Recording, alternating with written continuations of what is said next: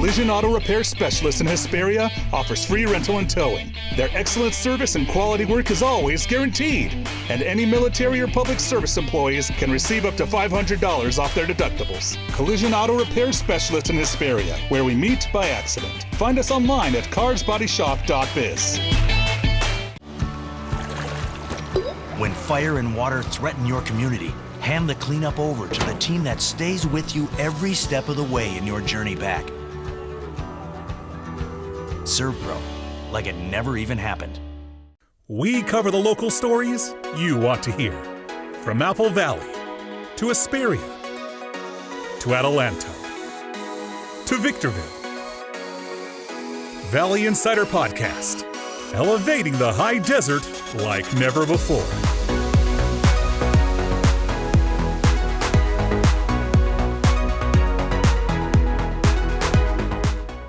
All right, so Tasha Champion, I guess with a name like that, you have to be successful, right?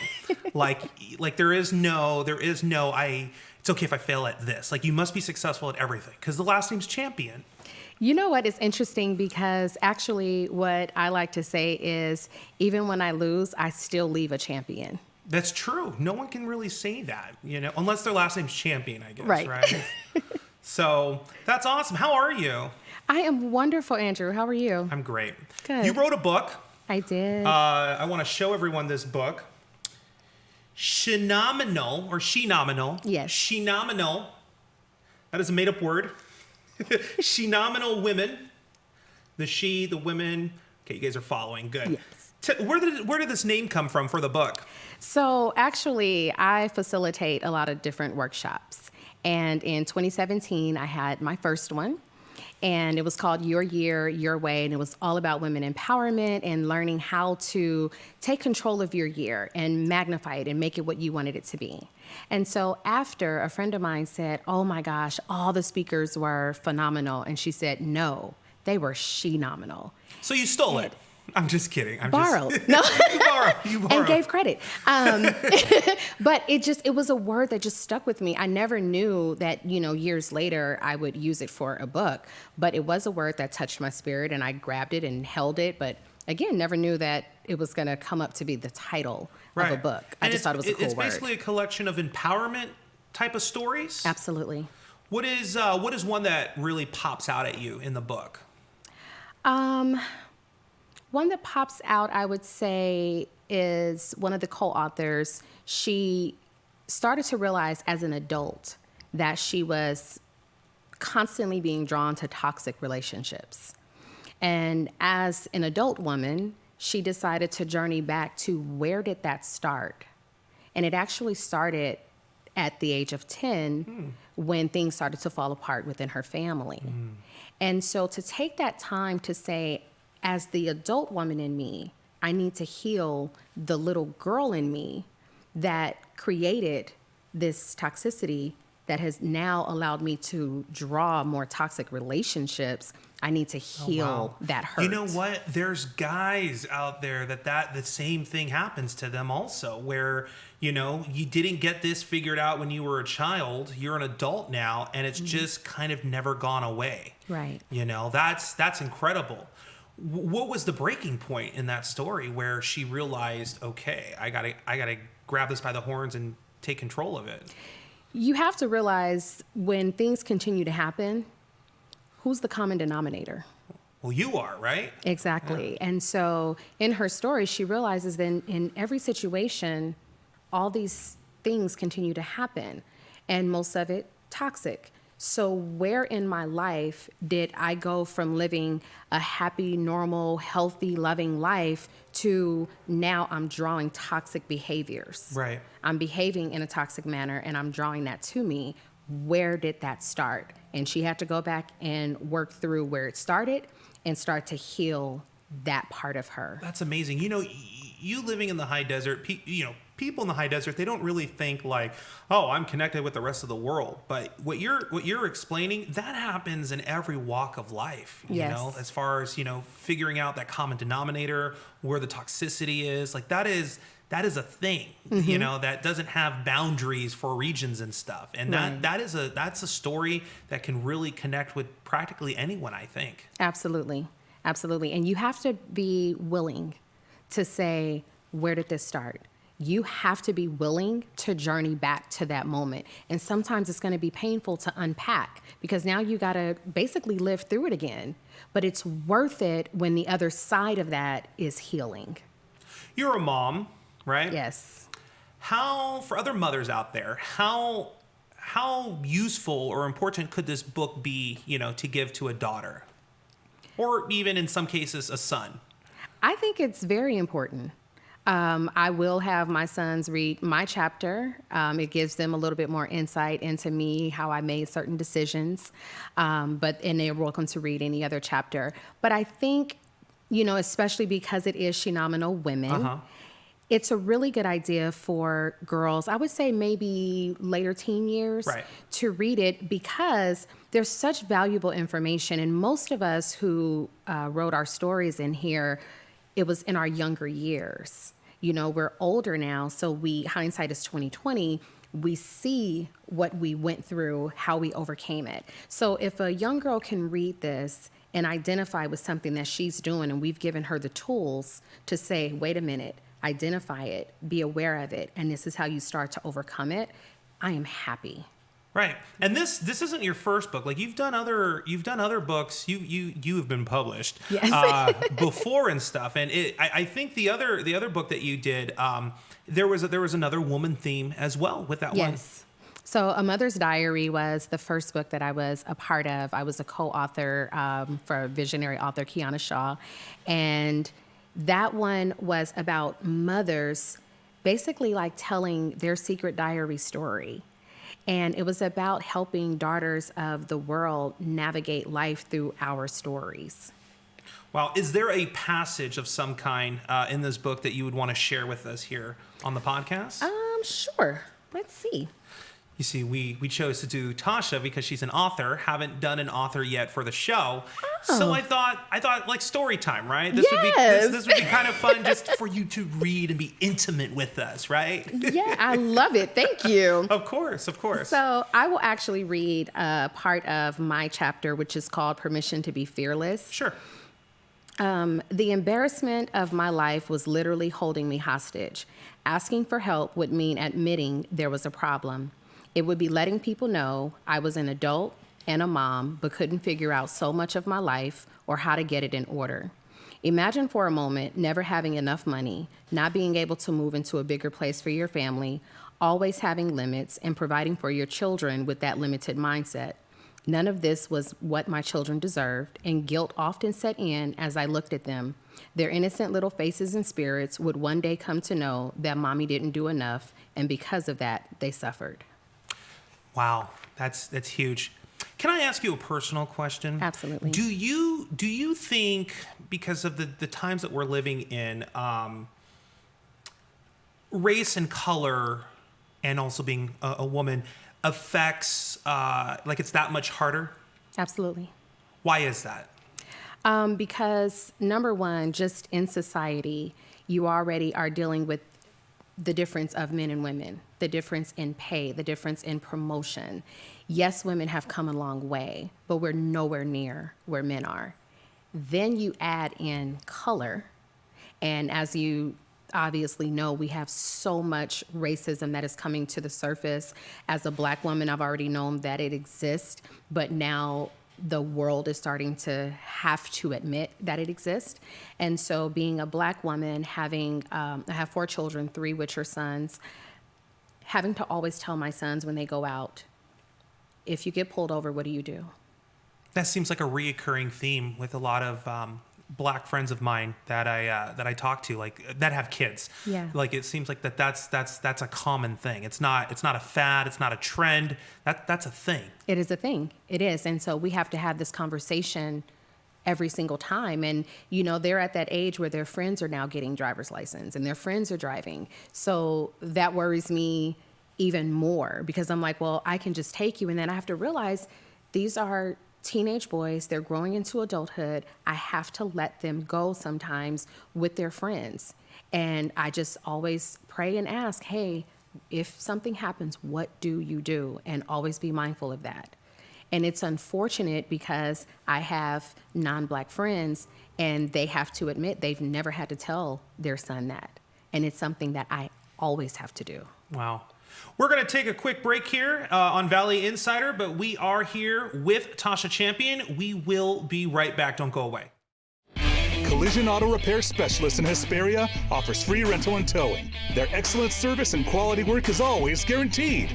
And any military or public service employees can receive up to $500 off their deductibles. Collision Auto Repair Specialist in Hesperia, where we meet by accident. Find us online at carsbodyshop.biz. When fire and water threaten your community, hand the cleanup over to the team that stays with you every step of the way in your journey back. Servpro, like it never even happened. And we are back, Valley Insider podcast with Tasha Champion. She is a published author here locally in the high desert. How exciting. You're published. Yes. That's amazing. Thank you. But you're not the only one that's published. You have other phenomenal women, no pun intended, that are local to the high desert, Yes. that actually have participated and contributed to this book as well. Tell me a little bit about them. Absolutely. So in total, there are 23 co-authors, including myself. Oh, wow. And here in the high desert, there are 6 of us, including myself. So I have 5 additional people here in the high desert, which I thought was absolutely phenomenal. Yeah, I mean, you could give us their names, shout outs. Yeah, absolutely. So the first one is Anne-Marie Anderson. She and I worked together at a medical office. She was the clinic manager. I also have Regina Weatherspoon Bell. I know her. Of course. Who doesn't know her in the high desert? She's amazing. Absolutely. Like such a wealth of information. She's all about empowering Black and brown people. And just, she's so awesome. She's strong. Very, Yeah. very powerful voice here in the community. I don't remember what it was I was listening to her talk about. It was at one of these, events, small business events, but there was something that she said that I had to turn around because I started getting teary-eyed. Wow. She has that power. She does. She just pulls into your heart and just yanks it and just holds it up high while she does her speeches. Gives it a hug. And gives it a hug and, Yes. then puts it back. Yeah. So let's see. There's also Teresa Polly Shellcroft. She's a world-renowned artist. And then Carol Carr and Sherry Pickett. Oh, wow. So we have a good, and what I love is that, yes, they're all here in the high desert, but each of them have their own journey, their own walk path. of life, yeah. Yeah, so their own story is in here. So don't think because they're in the high desert, it's the same, because, it's not. Yeah, right. What do you think the biggest challenge was, to put this book together? Because you say 23 authors. I feel like there's a lot of coordination that had to be done on your part. Definitely. Honestly, doing this really challenged me. It showed me another side of myself that I didn't know existed. And what's that? Probably patience, because I'm a little controlling. So it taught me patience. But what I can really say is, yes, there were 22 other authors, but they really made it easy. They really, like if I said this was due on this day, they had it into me. I think probably the one word I heard a lot was therapeutic, cathartic, where they were explaining what it was like to write and share their story. Some of them cried in writing it. Some of them expressed realizing that a part of them wasn't healed, needed more healing in that area. And some of them cried because they realized, wow, look how far I've really come. That's amazing. It's a beautiful experience for each of them. Do any of your children aspire to follow in your footsteps and maybe do some authoring of themselves? If they do, they have not made mention of it yet.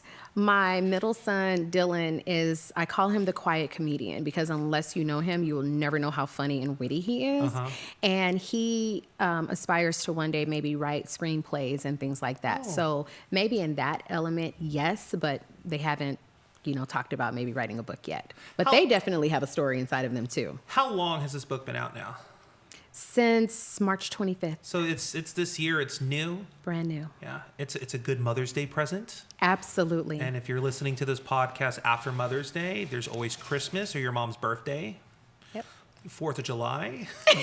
I mean, what else is coming up? Labor Day? Who knows? Who knows? But it's always a good book to give. So this being your second book, you know, you've been around the block for a little bit. Any readers that have like personally reached out to you or have emailed you and have shared their story or have said how you've touched them? And if so, can you share a little bit about that? Interesting. I've actually had a few women reach out to ask if I'm going to do this again because they would like to be a part of it. So I don't specifically know their story because I'm riding the wave of the first one right here, before even thinking about a second one. But there have been people that just reached out and said, oh my God, I did not know you had gone through all of that. Like, I think people see me and they see me smiling all the time or inspiring people or talking about my cancer journey. That's the champion in you. Thank you. Yes.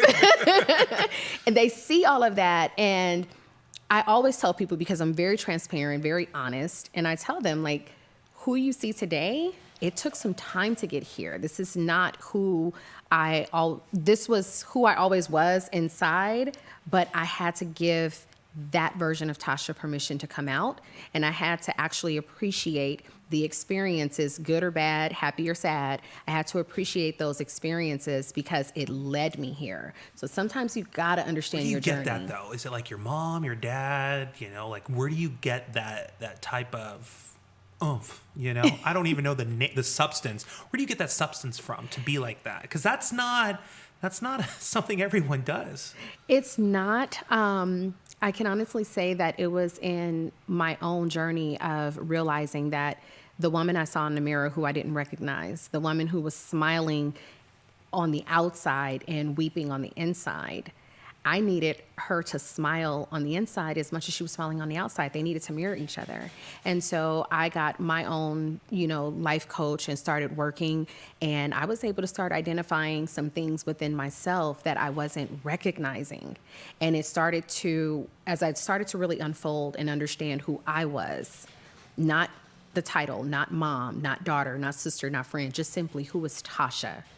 And once I understood her, and appreciated everything that I've been through, it opened so many doors and it opened an opportunity for me to teach other women how to do the same thing. In show business, for fun, we give that alter ego or that part of us that we find a name.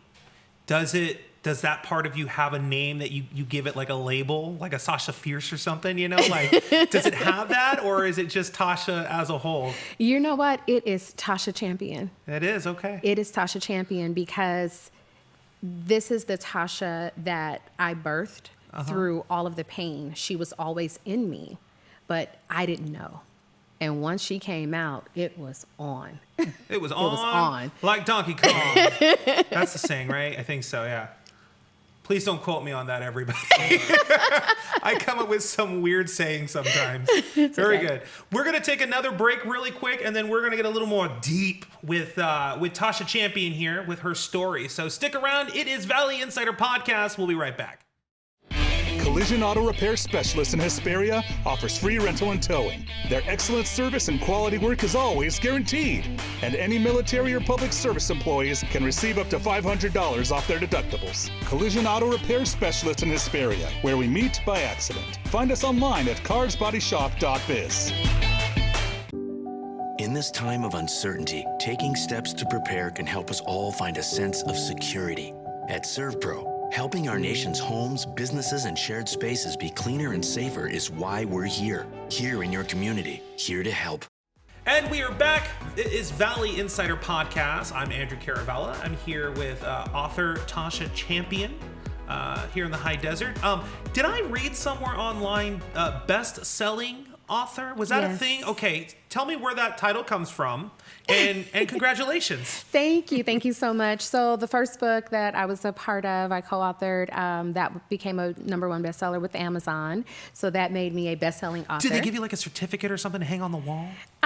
They tell you that you are a best-selling author. Oh, okay. They send you an email. I can print it out, you know. Okay, but so when I decided to do She Nominal Women, it was important for me to continue that and to allow my co-authors to experience what it was like to become a best-selling author. So that was always category? part of the plan. Because I've interviewed authors on other shows before where it was like a specific category. Did they tell you which category it was that you were best-selling? Absolutely. So for She Nominal Women, we came Amazon #1 best-selling in personal growth and spirituality. Oh, this one is a best-selling too. Yes. So you're 2 times best-selling author. Yes. Ladies and gentlemen, camera over here, please. Thank you. Best-selling author Tasha Champion with She Nominal Women. We have to change all of this. Then we have to put best-selling at the top.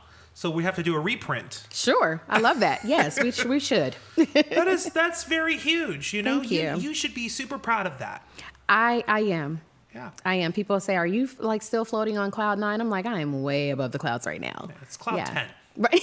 Cloud plus 10 plus. by this point. Yes. So I want to get deep with you. I want Okay. to talk about stuff that people don't normally like talking about, because I feel like you have such a powerful story, and I feel like the way that you have handled it, it's fierce, it's tough, Thank and it needs to be shared. I want to talk about your cancer journey. Okay. You had some scares, and for some reason that like never phased you. Like when I've talked to you in the past, like it's like, so where did the tears come in? Where did the scariness come in? Like I just didn't get those elements of your story, and I'm just like, God, this woman is so flippin' strong. So if you could just kind of briefly, share with us what that was like and how you handled your, fighting cancer, we'd love to hear it. Sure, absolutely. So in my family, we have a history of breast cancer. My mother is a survivor, her aunt, cousins, it's a long history. So my mother tested for the BRCA gene, the breast cancer susceptibility gene, and gene mutation, and she was positive. So that prompted for me and my 2 sisters to do that, and we were all positive. So the goal really was to become a previvor, to go into the hospital, have a double mastectomy, elected. I've never even heard that term before, previvor. Previvor, Yeah, yes. wow, okay. And so that was the goal. Go in, have a double mastectomy, reduce the risk of ever having cancer, of ever getting breast cancer, I should say. And I went into the hospital the day before my 36th birthday to have this double mastectomy, walked in as a previvor, and walked out of the hospital a survivor. They found the cancer already growing. And not only for me, but for my sister as well, 2 weeks prior, the exact same way. She went in to be a previvor, she left a survivor. We were both diagnosed with one of the most aggressive forms of breast cancer, triple negative. So we had to do chemo, we had to do additional surgeries. What was that like? Like, how do you just say, like, screw you, chemo, you ain't gonna get me today? Like, you know what, honestly, and this is what I teach a lot of diagnosed patients. When you go for your first appointment, your chemo appointment, and they tell you all these things that could happen on chemo. We've seen it in movies, Every time the chemo nurse said this could happen, I just quietly said to myself, not on my body, not for me. I just kept quietly saying that to myself. I rejected the notion that chemo was going to do this to me. Wow. And then you were fine. I was. I had a couple of days, but I did not have an excruciatingly painful chemo experience at all. I have to be honest, I did not. But I also really kept my spirits up high. I continued to laugh. I continued to do as much as I could. My children became my superpower Fantastic Four. And I think what really held me is I had already gone through a divorce where my husband, as I call him. Husband. See, that's another term that you use. Husband. Yes. People are going to be style jacking you after this interview. Listen, I'm telling you. do what you need to do. But, he had set me and my children down and said, like, I'm no longer going to be a father or a husband. You're a great mom. You'll be fine. That's crazy to me. That's mind-blowing that a dude could literally just completely write off children that he created with this other person. Yeah. And the other person, like, this was your family. You helped create this, and just kind of like, yeah, see you later. Like a new pair of shoes. Like, what? Right. Like, exactly. How do you do that? How do you just completely dismiss a life and a world that you created? 4 lives that you created. Four yeah. lives. 5 if you count the one he shared with you, right? Yeah, like, exactly. How do you just dismiss all of that and just like, is there a point where he comes back and says like, I messed up, even though there may be nothing there? It just was gone and never saw the light of day again. No, this was in November of 2012. We are now in April of 2021.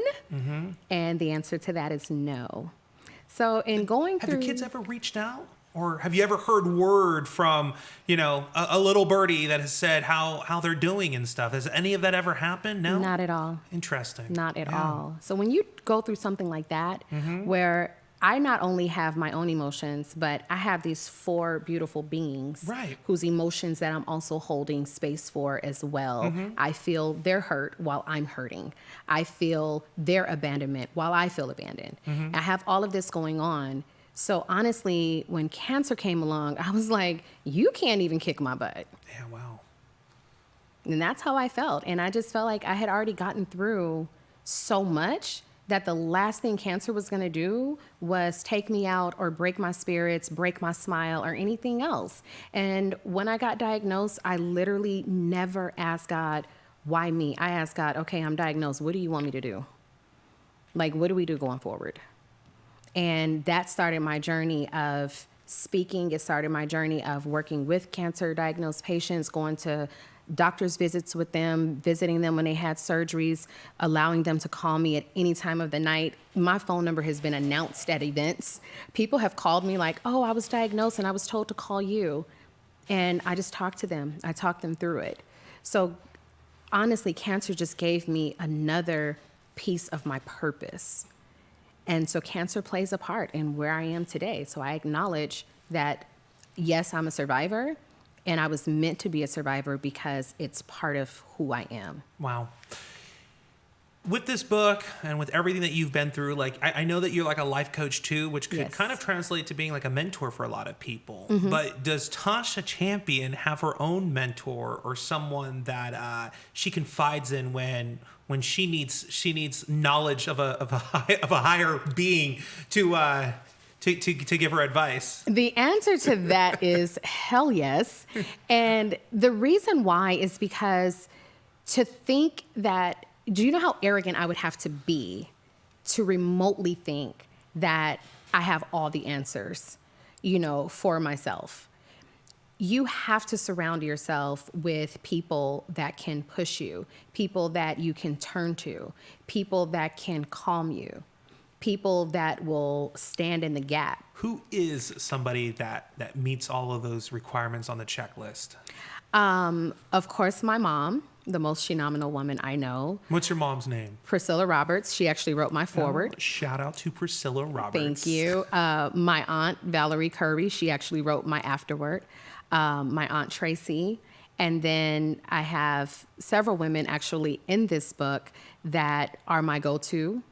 One being Bianca Page. She is like my spiritual mentor. She is my cousin. She is, my light. And I know that anytime I need to talk to her or I need to get some understanding within myself, she's going to come from a very spiritual and intuitive place and judgment-free, because you need those judgment-free people so that you can feel safe being vulnerable. Right. Yeah. Right. Wow. That's awesome. Thank All you. right. So this is Tasha Champion, Phenomenal Women. It is an Amazon bestseller. Yes. Amazon bestseller. This is good stuff. Thank you. So I go to Amazon, I type in Phenomenal Women or Tasha Champion, and this book comes up. Yes. Is the other book still available also?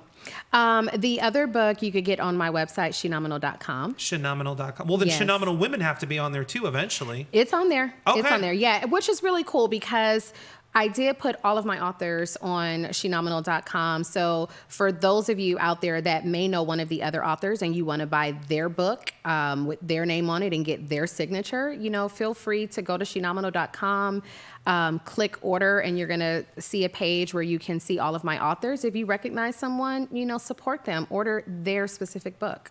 Awesome. Again, thank you so much, Tasha, for being here today. Andrew, thank you. Yeah. Thank you so much. Of course. If you guys want to download this episode on iHeartRadio, Spotify, Apple, or Google Podcasts, please feel free to do so. You can also like and subscribe on wherever we are. I think it's the KVVB YouTube page and the KVVB Facebook page as well. Just type in Valley Insider Podcast and we'll pop right up. Until next time, we'll see you then. Later. Today's show is sponsored by Servpro of Hesperia and Apple Valley, like it never even happened. And by Collision Auto Repair Specialist in Hesperia, where we meet by accident. Valley Insider Podcast is hosted by Andrew Caravella. Directed by Tom Bradshaw. Executive producer Tim Harris. Producer Andrew Caravella. Camera operator Lamont Turner. Creative consultant Stella Montoya. Edited by Fastlane Media. Recorded at KVVB.TV studios in Victorville, California. Make sure to subscribe on Spotify, iHeartRadio, Google, or Apple Podcasts. I'm Shane Churchill. We'll see you next time on Valley Insider.